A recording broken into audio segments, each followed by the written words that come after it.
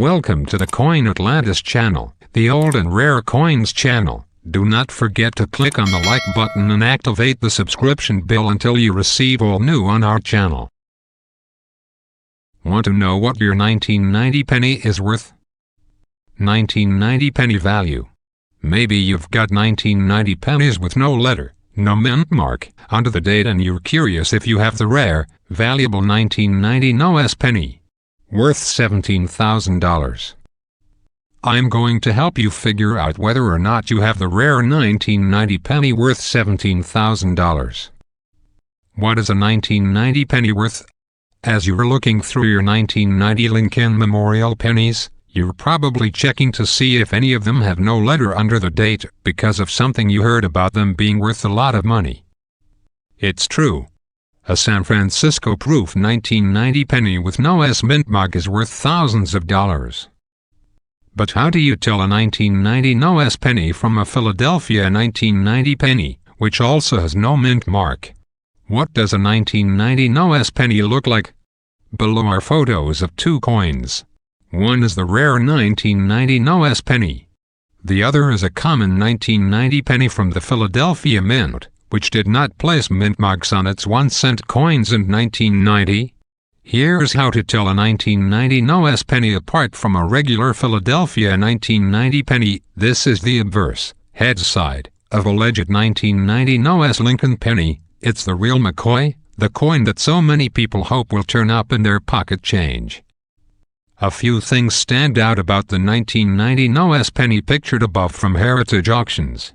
This coin has an extremely well-struck bust portrait of Abraham Lincoln. The flat surfaces, which are known as fields, are shiny and mirror-like. The raised areas, such as Lincoln's head, the date, and the lettering, are frosted. And, of course, this coin has no S mint mark. Unfortunately, it's extremely unlikely this coin will ever turn up in circulation. That's because all 1990 no S pennies were made only for special collector's sets, proof sets. All 1990 no S pennies were minted for regular proof sets and prestige proof sets, the latter of which also contained the 1990 Dwight D. Eisenhower Centennial Commemorative Dollar. And coin collectors are very well aware of the 1990 no S Lincoln penny. They search all of their 1990 proof sets to see if they have the 1990 penny error.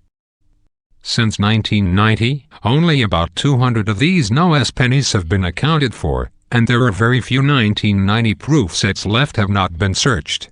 That said, there are presumably a few unsearched 1990 proof sets that were ordered but never opened. This means your best bet of finding a 1990 no S proof penny is by searching through every 1990 proof set you encounter. You might get lucky, and there is a real chance, albeit very slim, that you might find a 1990 no S penny that way. Now, let's take a look at the type of 1990 no mint mark penny you are more likely to find in your spare change.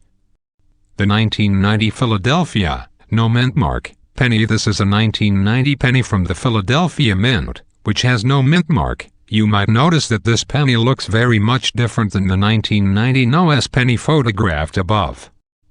Here are some of the things that set the 1990 Philadelphia penny apart from the 1990 no S penny.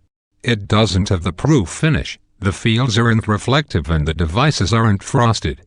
It isn't as well struck. Yes, yours might look perfect and seem to show all of the details on Lincoln's bust, but it just won't appear as sharp as the proof penny. Because the circulation die that struck the Philadelphia penny wasn't prepared like a proof die, and because the plankett, the blank coin, wasn't polished as a proof coin would be, the circulation strike, even a super shiny one, just doesn't look as sharp as the proof version.